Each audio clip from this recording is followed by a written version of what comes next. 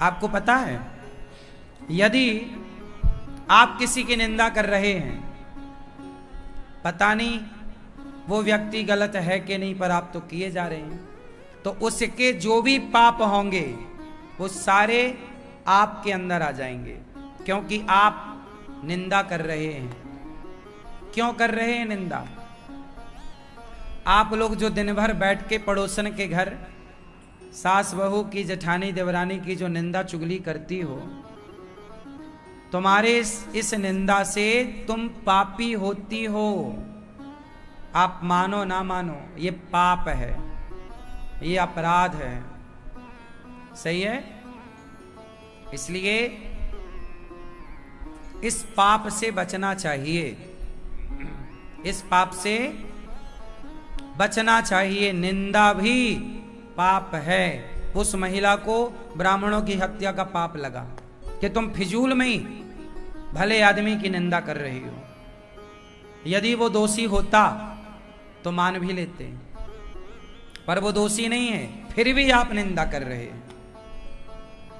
क्या आपको पता है कि जिसकी आप निंदा कर रहे हैं, जो आप कह रहे हैं, क्या आपने देखा है? कई बार आप जानते नहीं हैं किसी के बारे में, पर आप बोलने लग जाते हैं, आपको मजा आता है। पाप है ये। इसलिए निंदा चुगली से भी बचना चाहिए।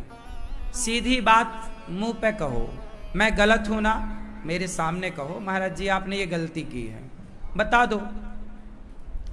मैंने गलती की है तो मुझे बताओ कि महाराज जी आप ये गलती सुधार लो, आपकी ये गलती है, मैं सुधार सकता हूं। अब आप मुझे तो बताए नहीं, समाज में जाके कह रहे हैं देखो तो ऐसे हैं वैसे हैं, ये निंदा है। यदि आप हमारे शुभ चिंतक हैं तो आप हमसे डायरेक्ट कहो ना। सही है? शुभ चिंतक हो तो कहो, कह दो, अकेले में कह दो कि महाराज जी ये गलती है, ये आप ठीक कर सकते हैं। मैं आपको कहूं कि आपकी ये गलती है, ठीक कर लेना। मैं आपकी गलती समाज में उजागर क्यों करूं? आपसी कह दो ना डायरेक्ट कि भाई आप यहां गलत हैं, सुधार करिए। यदि मैं आपके मुंह पे कहता हूं आपकी गलतियां, तो मैं आपका शुभ चिंतक हूं, और यदि मैं आपके पीठ पीछे कहता हूं तो मैं आपकी निंदा कर रहा हूं। यह अपराध है, बचना चाहिए। तो पाप जैसे सुनने से, बोलने से वो पाप के भागीदार बन गई महिला, ऐसे आप भी जब कथा सुनते हैं तो आप पुण्य के भागीदार हो जाते हैं।